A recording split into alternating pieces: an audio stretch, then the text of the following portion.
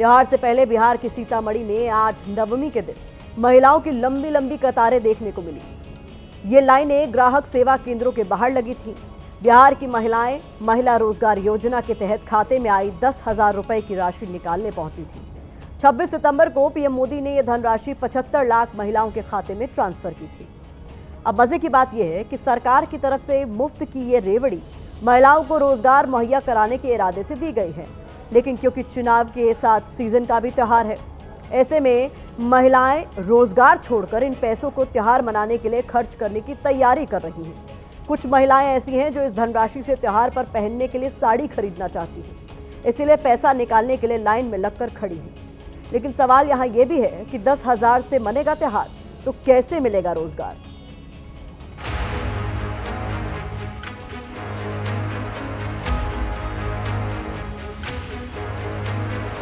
नीतीश कुमार भेजाया है छठ पर्व के लिए, कपड़ा खरीदने के लिए या हर चीज करने के लिए पैसा है। मोदी सरकार दे रहा है पैसा, और चाहे अपना जो मजबूरी है तो कोई शादी ब्याह में लगा दीजिए, चाहे कार्यक्रम में लगा दीजिए। अभी आपके खाते में पैसे आए हैं? नहीं आया पैसा। ऑनलाइन करवाए थे तो वो भी बोले कि जे अभी नहीं होगा, तो चले आए वहाँ से। पैसा आया है लेकिन अभी नहीं निकाल रहे हैं।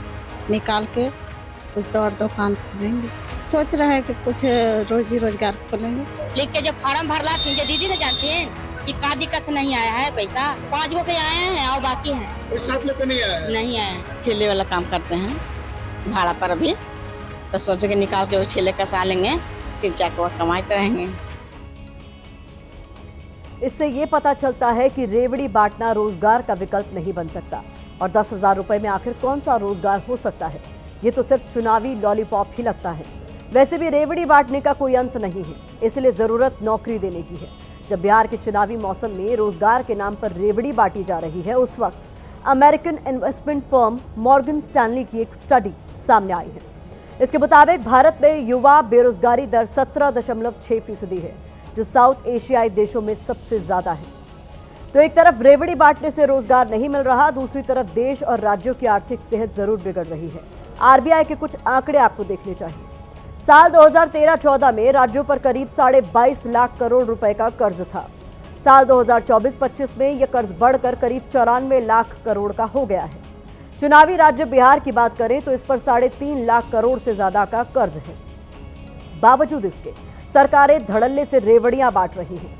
अब महिलाओं को पैसों वाली ये रेवड़ी हासिल करने की इतनी जल्दबाजी क्यों है, उसके लिए हमारी एक्सक्लूसिव रिपोर्ट आपको देखनी चाहिए, जिस पर खुलासा हुआ है कि महिलाओं के खाते में पैसा आने से पहले भी घोटाला हो रहा है।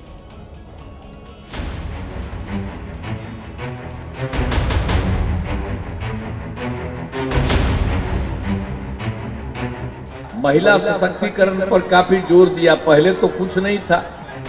महिला सशक्तिकरण की बात कर रहे नीतीश जी, पूर्णिया की इन महिलाओं को देखिए जो डरी हुई है, सहमी हुई है। इन्हें नहीं पता कि इनके साथ आगे क्या होगा। पूर्णिया में वार्ड मेंबर महिलाओं को ठग कर 9-2-11 हो गया और आप महिला सशक्तिकरण का गुणगान कर रहे हैं। महिलाओं को अपने पैरों पर खड़ा करने का दम्भ भर रहे हैं। ये जो परेशान जो चेहरे आप देख रहे हैं, ये उन महिलाओं के हैं जिनको पता भी नहीं है कि इनके नाम पर जो लोन है, ये इन्होंने इस उम्मीद पर अपनी जानकारियां साझा की थी कि इन्हें प्रधानमंत्री आवास योजना के तहत घर मिलेगा, आयुष्मान कार्ड बनेगा, लेकिन वार्ड सदस्य ने इनके नाम पर लोन दे करके वो वापस जो है वो कहीं और भाग गया।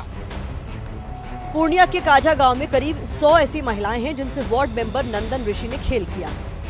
वार्ड मेंबर ने इन महिलाओं को सरकारी योजनाओं का लाभ दिलाने के लिए इनके डॉक्यूमेंट लिए, किसी से आधार लिया, किसी के अंगूठे का निशान लिया, और ये सब इसलिए किया ताकि महिलाओं के नाम पर लोन लिया जा सके। ये आधार कार्ड से मांगा कि लोन हमको दे दीजिए और पैसा हम भरेंगे, तो हम लोग क्या जानेंगे, अंगूठा छाप ले लिया, दे दिए, हम जानेंगे कि भाग जाएगा। पहला फुसला कर को पैसा उठा लिया, फिंगर दे कर को कल के कहता है कि फिंगर एम दीजिए, फिंगर दे दिया तो वो पैसा उठा कर को अपने ले लिया सब। वार्ड मेंबर ने महिलाओं के नाम पर 1 करोड़ रुपए से ज्यादा का लोन लिया। अब रिकवरी एजेंट गांव की हर चौखट पर पहुंच रहे हैं, जिसकी वजह से महिलाओं को डर सता रहा है कि आगे क्या होगा। कितना हजार का लोन है आपके नाम पे? 70 हाँ, 65 हाँ, 40 30 30,000। है वो 35। 35,000। हाँ। अभी फिर इसके बाद क्या होता है? रिकवरी एजेंट वगैरह भी आते हैं आपके? घर पर आते हैं कि केस करेंगे, गाय खोल के ले जाएंगे। महिलाओं ने एफआईआर दर्ज करा दी है। पूर्णिया के सांसद पप्पू यादव को चिट्ठी लिखी है जिसपे कहा है कि उनकी कोई सुनवाई नहीं हो रही, जबकि आरोपी वार्ड मेंबर नंदन ऋषि अपने पूरे परिवार के साथ गांव छोड़कर भाग चुका है। अब इस घर में कोई रहता नहीं है, क्योंकि आपको बता दें कि नंदन ऋषि अब अपनी पत्नी रिंकी देवी और अपने जो 3 बच्चे हैं उनके साथ जो है वो यहाँ से फरार हो गया। जितने भी सामान हैं वो सारे सामान जो हैं वो अपने घर से लेकर के जो अपने साथ जाए, क्योंकि जो पहले से ही प्लान जो है वो यही समझ में आता है कि नंदन ऋषि ने एक सोची समझी साजिश के तहत जो है वो इस पूरे घोटाले को अंजाम दिया है। इनमें से ज्यादातर महिलाएं मजदूरी करके अपना परिवार चलाती हैं, लेकिन ये तस्वीर चुनावी रेवड़ियां बांट रहे नीतीश कुमार को नहीं दिख रही। उन्हें दिख रहा है तो सिर्फ महिलाओं का वोट। जैसे भी नेताओं के लिए ये समय समस्या सुनने का कम और रेवड़ियां बांटने का ज्यादा है।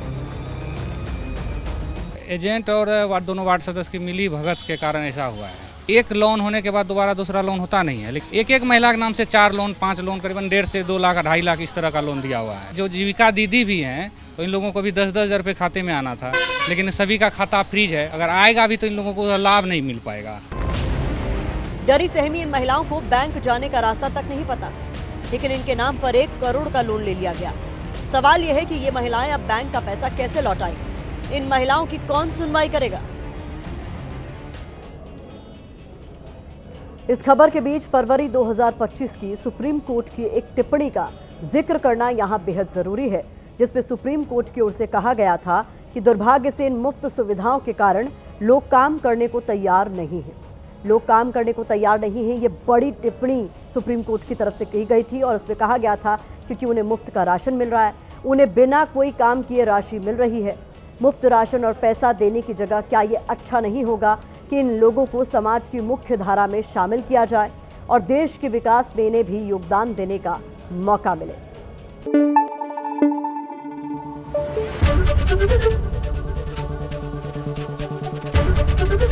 एबीपी न्यूज आपको रखे आगे।